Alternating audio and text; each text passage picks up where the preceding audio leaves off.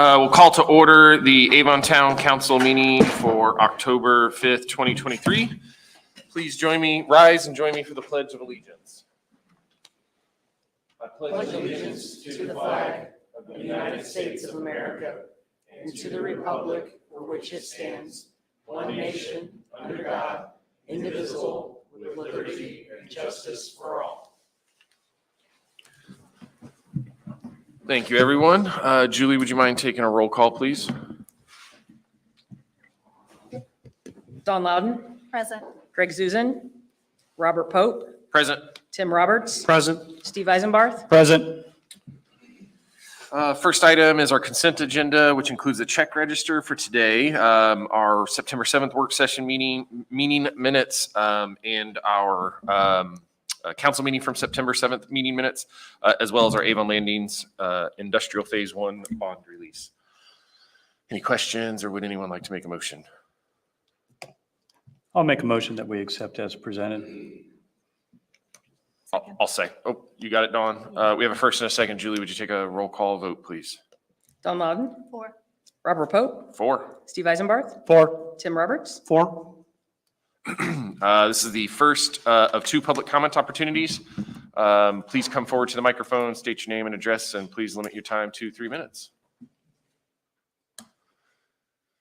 Seeing no one come forward, we'll close that section of public comment, move on to council comment and liaison reports. Ms. Loudon. Trying to remember what I've done, but I can't think right off the top of my head, but it's about time for the election and early voting to open up, and I just urge everyone to get out and vote and do your civic duty. Mr. Roberts. I have nothing to report from last week. All right. Mr. Eisenberg, move right along. I'll just mention the last Talks Away Day will be October 21st, and it's going to be from 8 a.m. to 1 p.m. at Plainfield Middle School. Great opportunity for the public just to discard of things and keep everything green in the area. So other than that, I think that's all I have. Myself, the only thing I had this morning, I attended, I think it was the Chambers of Hendricks County put it on a policy series about healthcare. Kind of interesting, very, very data oriented. Raised some questions for me that Ryan, I'm going to bring back to talk about our healthcare coverage for our employees. Obviously, the intentions of getting the best quality for the lowest price, but just some rather interesting information. That's it for me. Moving on, new business award quote for drone. Oh Yeah, my goodness! if I'm you wanna sorry, do they're not on department here. updates, Forgive me. sorry. Department updates. Who's jumping up first? Don't everybody. Thanks, Ryan. I'm surprised Steve didn't jump up here. Shelby Pride, Parks Director. Sports Department update, my first one, yay. Basketball registrations are open. Our early bird registration ended on Sunday. We'll have registrations open for about another month. We're currently having a record year with basketball registrations, so we're really excited about that. We also hired George Mallett as our sports coordinator. We're really happy to have him on board. He has served as the baseball commissioner for 2 years, so we hired him full-time and have welcomed him this week. On the events side of things, we had Salsa Under the Stars 2 weeks ago on a Friday evening right here on the back patio, and it was a perfect night, a perfect setting. We had some really, really good feedback from that, people asking us to continue that event, so good job to my park staff for doing that. Our Harvest Moon Festival is this Saturday from 4 to 8 p.m. Here at Town Hall Park. We will have a pumpkin patch, hay rides. We actually have the only handicap accessible hay ride in Hendricks County. So come out, enjoy that. We'll have a concert, a fire breather. So it'll be a really good time. We are also planning a Veterans Day celebration on Saturday, November 11th. It will be from 4 to 6 p.m. again here at Town Hall Park. At 6 p.m. will be Hendricks County's first drone show. So come out and enjoy that with us and help us celebrate our veterans. Another event in December, we'll wrap up the year with our annual Christmas tree lighting. It will be Saturday, December 2nd from 4 to 6 p.m. with our Christmas tree lighting at 6 p.m. Kind of in front of the police department. We will have Santa and his reindeer here. And then the Park and Recreation Beautification Committee, PRBC, will meet on November 1st from 6:30 until we conclude our agenda. Any questions? Thanks, Shelby. Thank you. Steve Moore, Public Works Director. Biggest thing going on right now is we're finishing up our CCMG paving project. Most of the paving's been completed. We do have 100 South by Oxford to be done yet in the Oxford Boulevard section. We have the speed table to go in at the 625 and maybe in a speed hump in Beechwood. So we're getting close. Striping's going down on some of the areas. You'll notice that Raceway has some arrows and onlys. So we're making progress as the weather permits. So that's going pretty good. People have noticed there's a little bump on Avon Avenue as you're heading southbound near the end of the new asphalt by the library. A dump truck bumped into our paver during paving and pushed stuff back. And so they're going to have to grind that out and relay that. So it's not the way we wanted it, but they'll have to relay that. We also have the 100 South project, still doing punch list items on that. We did tie into that with our Ronald Reagan drainage project, which is almost done. Have about a half a day of riprap. And I was out there today in the rain, and it's flowing really good. So the Ronald Reagan on the west side of Ronald Reagan from 100 South going south to the next structure, about, 1,600 lineal feet. Straining well for the first time since I've been here, so I'm pretty happy about that. The Dan Jones Road project is going well. They are working on the west side of Dan Jones, getting that prepped and doing some drainage work, getting started on that. They're finishing up. They did the sod and all the curb and all the incidentals on the east side already. So this weekend, weather permitting, they don't have this temporary striping down yet. So when it becomes dry enough, Friday, Saturday, or Sunday, they'll get striping down, and then the next day they will switch traffic over. So then we'll be driving on the new asphalt without surface. It's not surfaced yet, but it'll be the new asphalt. Let's see what else we got. Dan Jones Phase 2, we're working on getting that ready. Still, we're going to do some clearing of some trees for the pre-bid. It should bid in November, and construction expected in the spring. And that'll be from 100 South to just south of 150 South. And that'll be the new roundabout there at 150. Let's see what else we got. Stormwater utility, the cobblestone project is basically done. All the pipes in the ground, and they've dressed up a lot of stuff. They have some restoration to do, but that's over at Beechwood, right by the O'Reilly Auto Parts, and over to the north to the next pond. So that's pretty much wrapped up. They just punch list to go there. Heavy trash day coming up Saturday, the 14th at Gable Park at our salt barn over behind Aldi's. That's from 9 to 1 on the 14th. That's pretty much it. Any questions? Just got one. Oh, almost got away. No, it's good. First, it'd be a compliment on the roads that have been paved. It's really doing a nice job on that. You know, there's some nice sections that are taken care of. My question would be more of a, I'm always focused on the PACER ratings and all that. The ones, our roadway systems that have the lower ratings in PACER, is there maybe a way we can in the future say what percent we've addressed or what percent we have of these lower rated ones that are been taken care of? I think it'd be very encouraging. So this is the year we update our asset management plan, our 5-year plan. And so then we'll re-rate everything this year, and then we'll know what we have, and then we'll be able to compare it to what we've done in the past, and so we'll be able to tell the difference of, hey, we were an average of, a 6.5, now we're an average of 6.9 or something like that.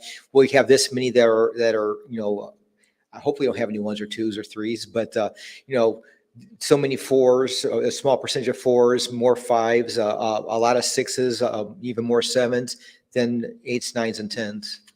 That's good. When that, be it spring or summer, when that comes out, it'd be great that you present it to the council at the time, just so that they can see that, because it's a tough job you're doing there, but that is a great system to show that, you're making progress and you're saving the town money. Oh, yeah, and our GIS guy will have maps so you can actually see the differences. Mhm. So. Good. Thanks. Thanks, Steve.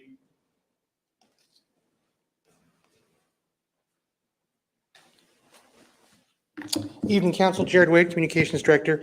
Just a few updates for you. First up, we are still in the process of the street name submissions. We've got about 2 weeks left in that process. From the community so far, we've gained 168 different individual submitters with a total of 3 submissions for each person, which brings about 504 different street names that have been submitted. Not all of them are fantastic. They are all honest. But once we have closed out that submission process, Ryan and Bill and myself are going to be going through those hundreds upon hundreds of different names and finding the 15 or so best, and then bringing them to you to make sure that you are all okay with those different names. And then we're going to take them back out there to the streets, like the Doobie Brothers say, and let them decide those top order, 1, 2, 3, 4, 5, all the way to the end. So we're excited that things are moving along. We're excited to get some community involvement as well. Beginning of 2024 will be the new Government Academy class. This is now going to become a 10-week class versus the 8-week class that we originally had. Reason for that is we're getting some additional entities and some new unique experiences involved. So we're hoping that's going to be a weekly class versus once a month. So it's going to be 10 weeks, bing, bang, boom, from beginning to the end. Again, starting sometime in the beginning of 2024. Don't know the exact dates yet, but we're excited to get that process started once again. Just a reminder, October 31st is trick or treating. I'm sure that Brian Nugent will come up here and talk a little bit about trick or treating at that evening. During the day, we are going to be having trick or treating here at Town Hall. And that's for any family that maybe is not able to go to these normal trick or treating, maybe have some sensory needs and things of that nature. That's going to be happening October 31st from 10 a.m. until noon. I know some council members are going to be joining us. Staff is going to be here as well. Very, very excited about that. Also, we have started a podcast. So if you go to avonindiana.gov/podcast, what we're doing is we're taking the audio from all of our publicly streamed meetings and putting it into a podcast format. You might be asking yourself, why are you doing that? Well, there's a lot of folks that drive from Avon to their place of employment, which can be sometimes 30 minutes, 45 minutes, an hour one way, and they listen. It's easier for somebody to listen than to necessarily sit down and watch something for 2 hours or 3 hours. So what we're going to do is make it easier for them to know what's going on. We're going to take the audio from these meetings.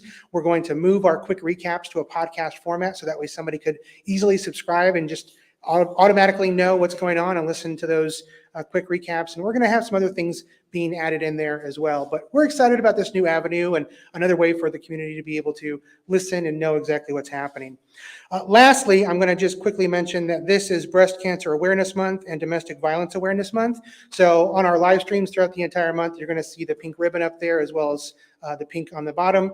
That's for breast cancer awareness. On social, we have reached out to, well, specifically Angel has reached out to the Avon Police Department. Detective Stobaugh has been very, very informative and helpful in giving resources for those that might have unfortunate encounters with domestic violence. So we appreciate Detective Stobaugh being willing to work with Angel to produce some content to let the community know, hey, these are places that you can go, these are places that you can call, and we're hoping to kind of have that throughout the entire month to encourage those that might be nervous. It's okay, and here's how you can reach out to them and how you can get some help. So a lot of different things in the works, but I'm happy to answer any questions that you might have.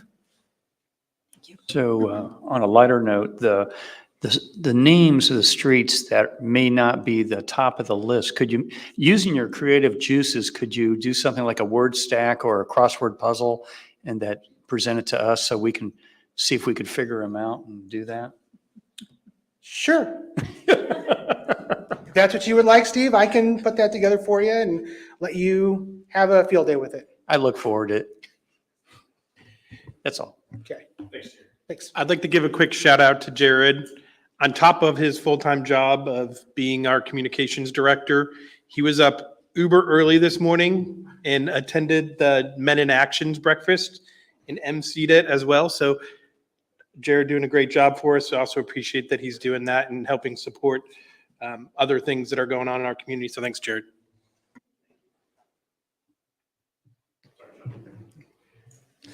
Sean Stoops, Chief of Police.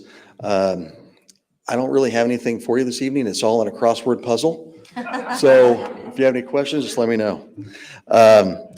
Earlier this morning, I went to the DOG mandatory training this morning in Indianapolis. It was for everyone in the state of Indiana that receives grants. It's mandatory. It's all about risk management and liability when it comes to fraud and grants.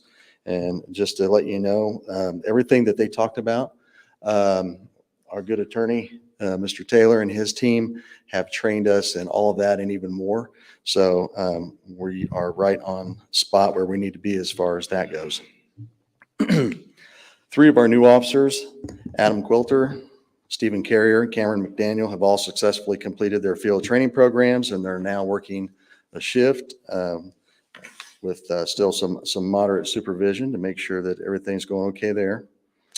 Detective Joseph Davey and Officer Evan Hibsman both received awards at September's Merit Commission meeting. Detective Davey received medals from the American Police Hall of Fame. One was for his life-saving efforts in a case, and another medal was for an outstanding arrest that he had made. Officer Hibsman also received a medal from the American Police Hall of Fame for an excellent arrest as well. The Avon Police Department still has 1 police officer vacancy, and we plan on starting another hiring process very soon. Right now, we are waiting for the Police Merit Commission, as well as their legal team, to finalize some commission rules that we're looking at changing before we make the advertisement for the next hiring process. So we're hoping that that's going to happen very soon so that we can move on and get that position filled as well. In September, our agency received 1,363 calls for service. Some of those highlights, our officers made 421 traffic stops. The 1,363 calls for service is just a little bit above our average of 1,352 is our average for this year so far. This puts us on pace for having about just over 16,000 calls for service by the end of December, and that could go up or down. 259 of those calls for service were directed towards assisting citizens in some way. It could have been a disabled vehicle, it could have been a VIN check, all of those services that we provide that are positive encounters usually with the public. Officers responded to 43 domestic civil disputes this month, which is a little bit below the average. And just to piggyback on what Jared said, this is Domestic Violence Month. And if you are experiencing anything like that, or if you know someone, please direct them to our facility or have them call. We do have resources. We have documentation. We have pamphlets. We can also direct them to maybe even some legal help if they need that as well. We had 113 vehicle crashes for the month of September. That's about right on average. 94 property crimes, 48 crimes against persons, 27 child investigations. Some of those were found to be many of those were found to be unfounded, but they still have to be looked into just to make sure that there's nothing there. And the one that always grabs everybody's attention, 63 alarms. So if you see our police officers running somewhere with their lights and sirens on and you're wondering, where are they going? And then all of a sudden they shut their lights off. It could be because they're on their way to an alarm that they were disregarded to, but they still have to respond and treat each one of those with a sense of urgency. Our entire department completed additional emergency vehicle operation training in September that focused on clearing intersections and responding to emergencies. We found that that has been problematic in the past, so we're trying to come up with new ways to address that, as well as implement that same program into the Indiana Law Enforcement Academy's training curriculum. And that seems to be going very well and being very well received at the academy. So I think it's going to become part of their curriculum. They also received more training on how to safely deploy stop sticks as well. Our high-risk warrant team assisted Danville PD in executing a search warrant that helped put an end to a pretty big construction theft ring that cleared multiple ongoing investigations and led to the recovery of nearly 3 pounds of methamphetamine, as well as numerous stolen items.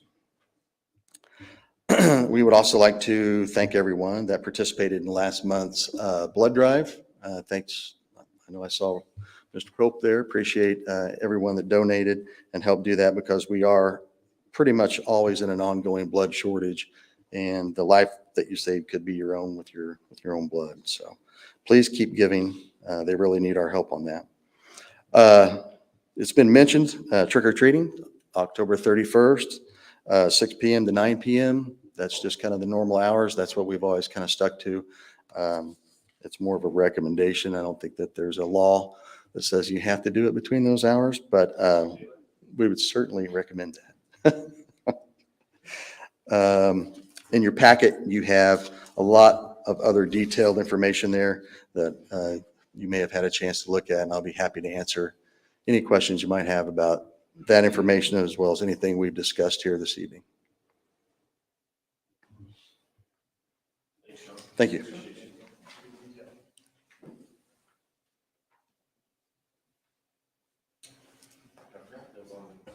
Bill's on vacation. Ms. Loker, Clerk Treasurer's Department. Am I putting you on the spot? No. You have your final reading of the ordinance 2023-19, and that is pretty much all I have. Once you finalize that, then I go into doing my part of submitting it to the gateway and hopefully getting our 1782 for our approved budget for the year. Thank you, ma'am. Moving on. Now, award quote for drone show. Ms. Pride. Am I up? No. Oh. That's why department updates wasn't on his. Yep. Yep. Forgive me. That is egg on my face. Give me one moment.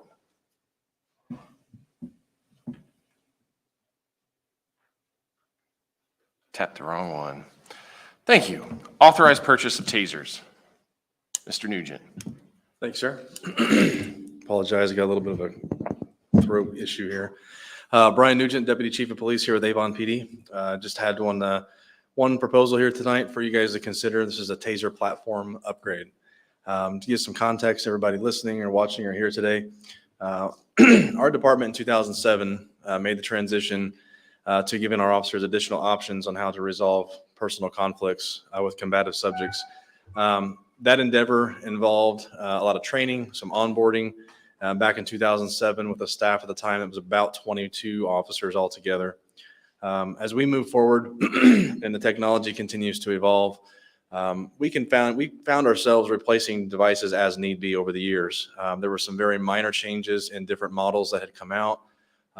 We did not really find ourselves seeing the need to abandon the majority of our devices to go to some of these more menial improvements. However, there's a new platform out that is a game changer in our opinion. It's referred to as the Taser 10.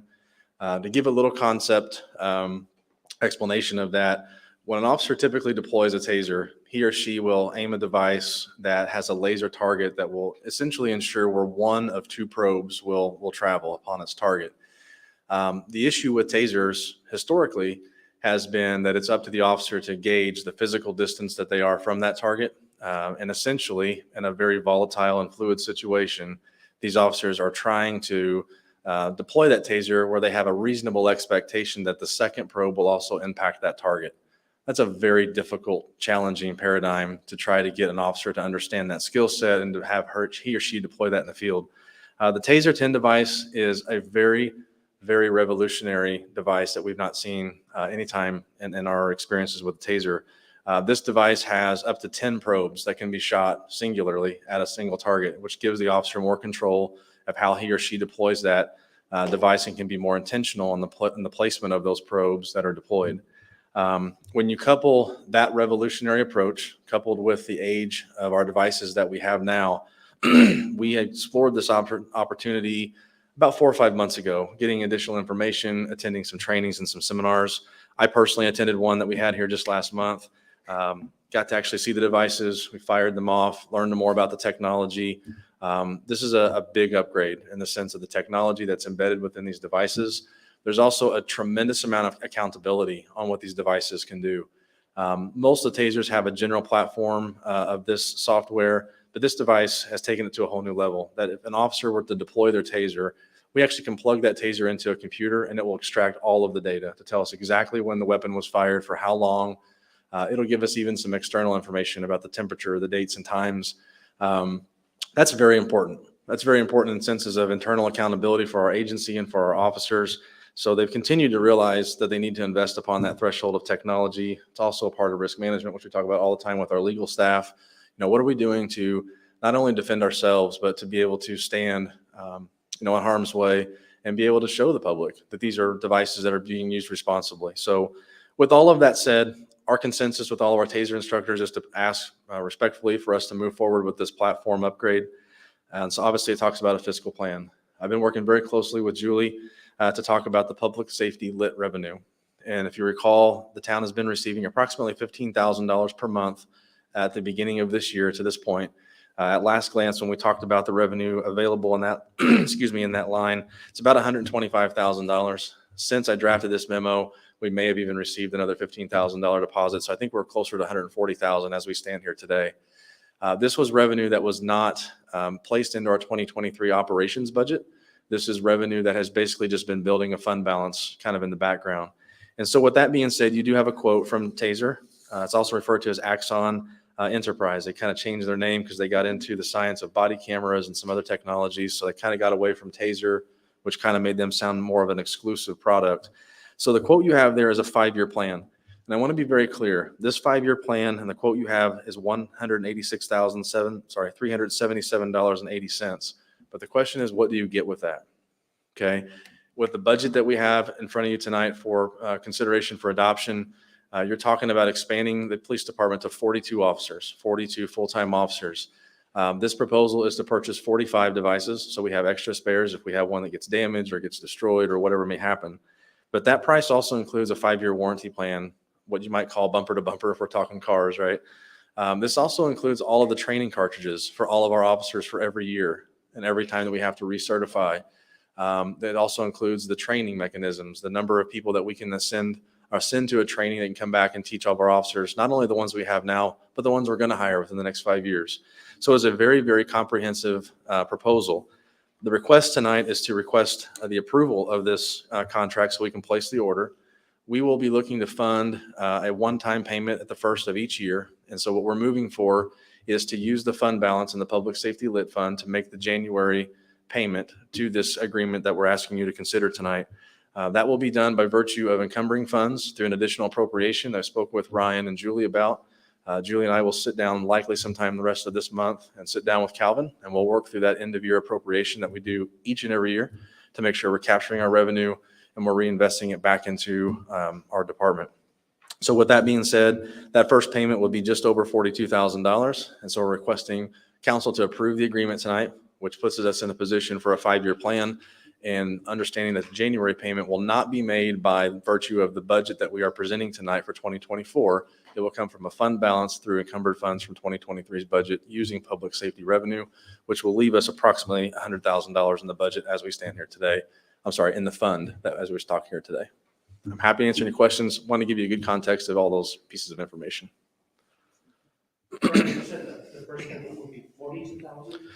Correct. So there's 2 payments that have to be made. According to the quote, you'll see there's a January of 2024 payment of $36,077. There's also a February 2024 payment, just over $5,900. So we're going to put both of those payments together and make those in January, February using the encumbered funds. I'm looking at the quote, that's why I'm not seeing those numbers. Yeah, so the first two numbers that you're seeing under January 2024 is 36,000. Yep. Yes, Yep, yep. correct. I'm really not sure why they parse two payments out January, February, but they do. Our goal is to not have to come back and ask you a second time. Yes. I don't know if this is a question.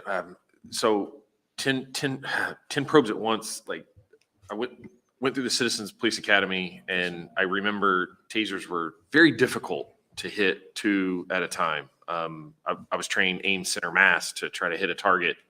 And so taking that, you'd have one hit in the shoulder and one might hit in the knee. And that was stationary target from 10 feet away. Yeah. Throwing out 10 probes, I mean, it sounds like it's going to fix this problem. Yeah. That sounds pretty revolutionary. So It allows pretty your, awesome. yeah, it allows your officers to be more intentional. So I want to be clear, whenever the taser is deployed, not all 10 probes are going to come out and you hope that they hit and all of a sudden you have a connection. With every trigger pull, the officer can intentionally place up to 10 cartridges, 10 probes before he or she may have to actually unload and reload. So if you look at it similar to a handgun magazine that has 10 or 15 rounds in it, it's very similar to that. Each round can have its own independent zone that you can intentionally aim for. And the technology within the device will not allow the device to basically utilize any more than 4 probes that are able to see each other by terms of having a conductive current between the two, which would have an impact on the target. Okay. Cool. So Brian, what happens with our existing tasers? Is there some residual value or that we can get, or do we sell them in the open market, or how's it happen? There's not. These are devices that we have to be very mindful of what we do with them. When we had a couple devices that I'm going to say air quotes here, upgraded, they basically keep that as a pricing point, but the company never actually wants those back. And so those are devices that we keep in-house, and we just keep them within our inventory. We're not going to do anything like a surplus property resolution, because it's just not appropriate to send those out on the market somewhere else if they've already passed their operability lifespan. Yeah, the reason I asked that is trying to see if there's a way we can, and on a 5-year agreement too. Is it more like a lease kind of program on this? No, we actually own it. We will own the That's- devices. We will own the yeah. devices. And that 5-year plan, this pricing, the point that they put together included the annual recertifications that we have to do. We also believe that that's going to be able to cover the expenses associated with our Citizens Police Academy, where we're showing people how these devices work and educating them more so on the technology to try to dispel some of those myths of misinformation. Well, having said that, Tim and I did not get tased on the Citizen Academy. Smart guys, smart guys. I'm waiting for the 10. Well, we'll let you try it out sometime. Happy to answer any other questions. I'd like to make a motion if there's no other questions. Go for it. Make a motion that we approve the contract with Axum in the amount of $186,377.80 for the new taser equipment, and authorize the clerk treasurer to make a payment in the amount of $42,068.20 for the 2024 payment using the impending encumbered funds. Second.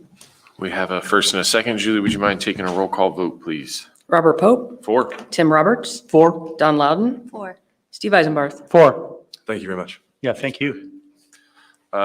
Moving on, next item, selection of construction manager as constructor for Government Center at Easton Gray. I assume you're speaking to this one, Ryan. Yes, I will handle it. Apologies from David Rainey from Veritas. He had a medical issue in his family, so he couldn't make it. But I think I can handle it. As you guys are aware, the town is making progress towards the future construction of a new government center at Easton Gray. We've hired an architect. We hired the Veritas Group to be an owner's rep. And as the town council previously selected the process of using a construction manager as constructor to actually be our constructor for the project. So we did send out a RFP to about 19 different companies and asked them to provide proposals. We did receive back 5 proposals. We have had a selection committee that reviewed those. We have a very diverse selection committee that consisted of 2 town council members, Greg Zuzan and Don Loudon were on there.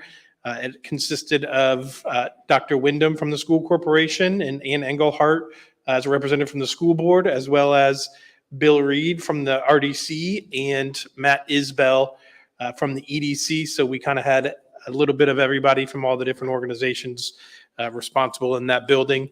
And then Mike Tully and myself were also part of that process too. So the committee reviewed those 5 proposals and we narrowed that to 3, and we conducted interviews of those 3 firms. We interviewed Garmong, Hagerman, and Meyer Najum. After those interviews, the entire committee rescored all of the companies, and the high score came out as Garmong. So it is our recommendation that we select Garmong to serve as our construction manager as constructor. This already went to the redevelopment commission, and the redevelopment commission approved it. It does go to the council. And then we also need to go to the school board, and we're doing that next Monday for everybody to approve the construction manager as constructor. As far as Garmong, quite frankly, all 3 firms were really qualified. I think we're really happy with the selection that we had. And I may let Dawn or somebody else if they want to speak about the selection, but Garmong's team, all 4 of their primary people involved in the project were all Hendricks County residents. I think that was important to the group, that whoever was managing this project for us had some ownership in the project, and that they were local and that they had something to do. I think that was a consistent message we heard from them. Is it's very rare to be able to be involved in a project in your own community, and so the opportunity to do that was really good. Garmong also just got done building the new Hendricks County Jail. That's probably the project that you guys would most be familiar with. They've done work all over the place. They've been in business for a long time. I won't do justice to their qualifications, so I'd encourage anyone who wants to know more about them their proposal is online. It is in your packets as well, but I'm happy to answer any questions. I don't know if Dawn wants to add anything, but it is the selection committee's recommendation that we select Garmong as the construction manager as constructor. No, I would just agree with everything that Ryan said. All 5 firms were very qualified. And then again, we narrowed it down to 3 and then did those interviews. And it was important to the group as a consensus that they live in our community. They take pride in our community. They're a family-owned business. Mitch is here from representing them. He's 5th generation, I believe he said, so over 120 years or 100 years this year. 100 years this year. And they have recently done the new jail and things. So developments that we were familiar with here in our own community. So we felt really confident, and we're excited about it. Were they on the point system? Were they the best on the pointing? They were the one that scored the highest. It was pretty much a consensus after That's the great. interviews. Yeah. And so the numbers weren't all over, it sounds like. That's great. That sounds like everyone understood and knew the role of a construction manager, so that's great. Yeah. No, Any further questions, or would anyone like to make a motion? I'll make a motion that we accept the quote for Garmong to the Avon Civic Center as presented. To select them as the construction To manager? select them as a construction manager. All right, we have a first. Second. We have a first and a second. Julie, would you mind taking a roll call vote, please? Don Loudon, 4. Steve Eisenbarth, 4. Tim Roberts, 4. Robert Pope. 4. Next item on the agenda, introduction of zoning amendment 23-05, Village Place Townhomes 2.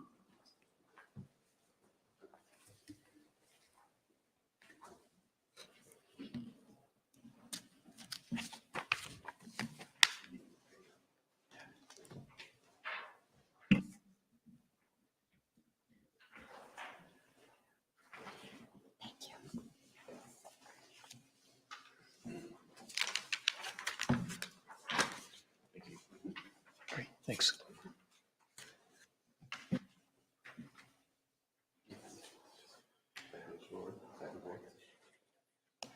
Okay. Thank you, Mr. President and members of the council. Good evening. My name is Brian Toohey. My address is 50 South Meridian, and thanks for hearing an introduction about a proposed rezoning here in Avon. I guess it was lucky that Mr. Zusen didn't show up, since I just had the exact right amount of handouts. lucky day. Here with me is Tony Bagato of Lennar. He's in charge of land acquisitions. This is a proposal to rezone an 11-acre site that is just next to the Costco on 900. The site is currently zoned R2, and we would propose to rezone it to R4 to allow for some townhomes, for sale townhomes, which I'll describe here in a minute. You might recall that this is just south of the Avon Heights Church of Christ, just east of the Hendricks Regional Health Facility and the YMCA, just north of the Costco. And then right next door to it, I understand this parcel right here is slated to be developed as Harvest Landing, which is a retail development. So it's kind of an infill site, sort of unusual looking, sort of a L laying on its side. It's just south of Prairie Trail. Here's 900. Of course, Dr. Charles Nelson Drive. Rockville Road is down here. So it's this site right here. We actually came to this body last year with a different proposal, same type of rezoning, but it was for, it looked like this. So this showed 109 townhomes, and what we would propose now is to reduce that by about 29 townhomes. So what that means in terms of density, that's usually a common question that comes up in rezoning cases, is the density on the previous position was about 10 homes per acre, and the density on this petition would be about 7 homes, just slightly over 7 homes per acre. So what would our petition look like? So this is what we had, and this is what we propose. And the main difference is, in addition to the reduction of 29 townhomes, the main difference is this common park and playground area here in the center and some additional parking areas. So this site has about 18% open space, and I believe under your R4 regulations, about 12% is required. So it proposes more open space than your ordinance mandates. There's only a couple of units that are near the residential properties to the north, and in the other development of the previous proposed plan, we had more homes against the northern border. The other proposed idea here is this would connect to this pedestrian trail over on the west side. We'd also have a connection here to the Costco, so that Harvest Landing development would fit right in here. And the site plan I've seen, I don't know that it's final, would show an Ace Hardware, I think about here, and then a line of shops like so, and a line of shops like so. The proposed, kind of the contrast the two plans. So here is the proposed plan from 2022, the previous plan. This is the plan that we have filed recently with the planning department. This is a rendering or a photograph of what similar townhomes would look like. Another rendering of similar townhomes. These townhomes would be between 1,700 and 1,800 square feet approximately. They would be expected to sell somewhere in the low $300,000 plus or minus range, depending on options. They would have 3 bedrooms and up to 2.5 baths. So in summary, what we'd greatly appreciate is any feedback you might have, initial feedback on the rezoning of this 11-acre site with 80 townhomes, 3 bedrooms, 2.5 baths, approximately 1,700 to 1,800 square feet. If approved, there would likely be construction in 2024. There would be no construction, of course, this year. We would expect our first homeowners to occupy their homes sometime in late 2024 or early 2025. Thank you for hearing our presentation, and we'll try to answer any questions you might have.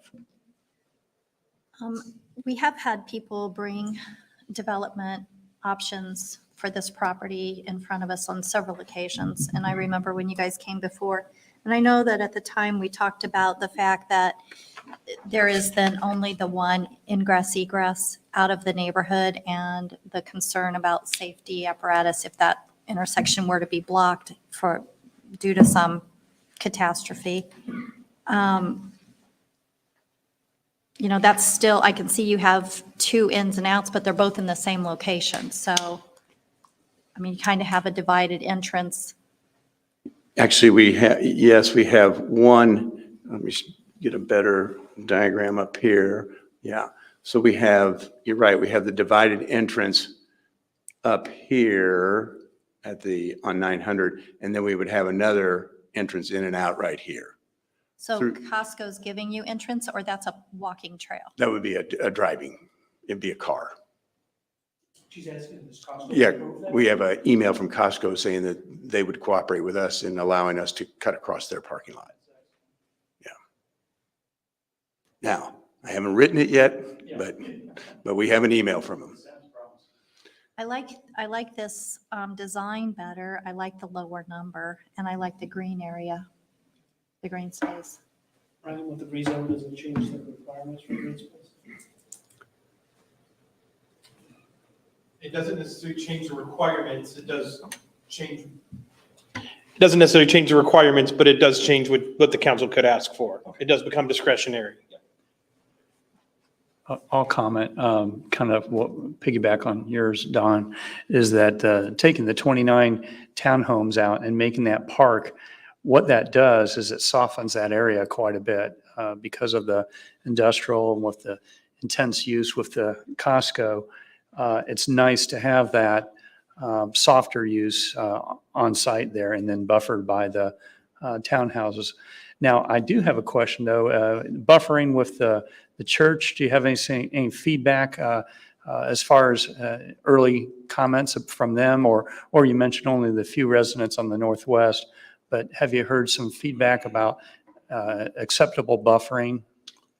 We have not, but I intend to run this past the church. There's about 25 to 40 feet separating the backs of that area back here as it widens out between us and the church parking lot. Mhm. So I am going to run it by the church. Okay. Otherwise, I think it's a good improvement. And for the land use, I mean, personally, I think it's good for the land use right there for that area. Are your roads internally going to be public roads or private roads? I believe there'll be public roads. I think the planners would rather us do that. And including the stub into the Costco parking lot? I hadn't thought of that. I mean, if with this driveway here, they would have access into that parking lot. Maybe you're thinking about here? Would you think that would be a walking stub, or would you want car traffic coming in? No, I'm talking about your current one that you just said would be your second ingress egress that would connect with the Costco parking lot. Yes, Yeah. we do. Would that be Lennar has it. Would that be a public Oh, road because it's stubbing into a parking lot? that probably would not be public right there. That'd probably be private. In fact, I'm sure that would be right because it wouldn't be, it wouldn't have a house fronting on it, so it would be a private. And the parking lot's not a road, so it would just be a road that dead ends. That's right. That's why I'm asking. Okay. Yes. It'd be emergency kind of use only. I mean, I say only, but primarily. I got a couple of questions. So you kind of got generic playground equipment here. What's the plan for that area? Is it just green space? Is it just a couple pieces of equipment? What's your intention? I think we'd probably be directed by Avon, whatever your parks folks thought or whatever the planners thought. We'd be open to your suggestions about that. Okay. We don't have a set plan, but whatever the town thought, I think we'd be amenable to. You're asking for feedback, so Yes. I do know that the spirit of our intent, the spirit of us creating our UDO and increasing density was to apply additional amenities. I'd like to see that not just be just a plop down piece of equipment, but something invested into to really upscale this development. Okay? And then the other one, quite a few number of homes. What's the traffic impact going to be? Or have you conducted a traffic study yet? I haven't, but I suspect somebody here would ask us for one, and so we will do that. Okay. Okay. Yeah, and get with, on the traffic study, get with Ryan as far as how the use of the connection with Costco would be, what percent would be assumed to go to that. I would hope that would be a very low percent. I can't imagine Well, if it would it's be very high. They're going to be driving through the, yeah, If it's a private road. What's that, it's Steve? for emergency access. yeah. I think initially, a year ago, there was even some feedback about whether we'd consider using one of those knock systems on that road to limit it to emergency access vehicles. I think we'd be amenable to that if that was the town's desire. Mhm. Any further questions for the developer or staff? All right. Thank you. Thank you very much for your time this evening. Yeah, thank you, Brian. Please let the record show zoning amendment 23-05 is introduced. Moving on, final adoption of ordinance 2023-19, our 2024 budget form for adoption. Yay. That's the introduction. Yes, sir. As you guys are aware, we've had this on our agenda for, I think this is maybe the fourth meeting. We've kind of introduced it over the last few meetings. We did hold our public hearing at your guys' last meeting in September. And so we fulfilled all the obligations up to this point. I know there was one proposal that was thrown out at the end of the last town council meeting. And the feedback I received was not in support of that. So there have been no changes to the budget from what I presented last time. So I think the only change I'll point out to you guys, and I don't know that it will matter to anybody, but I changed the order of the levy appeal and what we would The priority order. delete the priority order. And I just changed the other category, which we didn't really identify. I felt like those things were more important than a couple of those other things that were on the list. So I moved that other since we hadn't identified it. So the first thing we would add would be the additional police officer. The second thing we would add would be the other. The third then I believe was the lobbyist. Then the fourth was the parks employees. And the fifth was then the youth assistance program, if we're able to do it. So we did get that levy appeal filed. Julie got it submitted today and Financial Solutions Group got it submitted. And she did respond relatively quickly and said they'd get looking at it right away and get back to us. So hopefully the sooner we hear that news, the better. We're happy to answer any questions. Julie and I are excited and hopeful that we are recommending, can I speak for us, Julie? We are recommending that you guys approve the budget as presented. Yeah, I agree with you. I think it's fine. And even the ranking that you had at the end, I would agree with that too. So, and yeah, I didn't want to change anything from our last meeting. The only comment I'd like to make, I made it last time, I just want to reiterate, this process can be quite painful. And this is, I think, the third year in a row. That's very much not the case. So appreciate your hard work, your and your staff's hard work, and even Julie. Thank you. Appreciate it. Boy. Real hurt to scratch. I appreciate you, genuinely. You guys all did a great job. Yes. Oh, I will say a lot of the kudos needs to go to Ryan. He works really hard to get a lot of this together. He and I work together with Greg from FSG. And this is, like you said, the third year in a row, we've presented the council with a balanced budget from the get-go. And a lot of that has to do with Ryan and all his hard work. She's giving you it all, Ryan. Take it. It's not even his review time. If there aren't any further questions, would anyone like to make a motion? I'd like to make a motion that we accept the budget as presented. I'll second. We have a first and a second. Any further discussion? Julie, would you mind taking a roll call vote, please? Tim Roberts, 4. Robert Pope, 4. Steve Eisenbarth, 4. Don Loudon. 4. There you go, Julie. Thank you. Next item, legal counsel report. Mr. Taylor. Excellent. Next item, our second of 2 public comment opportunities. If you'd like to speak, please come forward to the microphone, state your name and address, and please limit your time to 3 minutes. Not necessarily a resident of town, but on behalf of the police department, I just want to tell you thank you. This council, the leadership with Brian, the partnership with Julie and Dan's office and everybody here, when you pass a budget tonight, which includes investing in public safety, when you took the motions tonight to include the TASER upgrades, that sends a very clear message to us of support. And you may not get emails from 40+ people over at the PD, but I assure you it means more to us than what you'll ever know, that you guys are supportive and making sure that we're safe, that we're protected. And by investing in those individuals to join our department, that means a lot to me personally. So thank you very much. Thank you, Brian. Thanks, Brian. I do have one thing. I just want to make sure we do plug the drone show coming up here on Veterans Day. So, Let me close the public comment. Oh. Let's close that section of public comment. Move on to council comment. council comment. There you go. Sorry there. Yes, I just want to say that this drone show that we've mentioned just briefly, if anyone's listening, it's pretty amazing. There's going to be, how many drones is it? 150. 150 drones flying over the park behind us here. Little flashing And light. they will be they have lights and they go in different shapes. And it's going to be with the theme of honoring our veterans. So it's a great opportunity to come on out. And so it's coming up here in just another month, but very good to do. It never hurts to mention it now. That's all.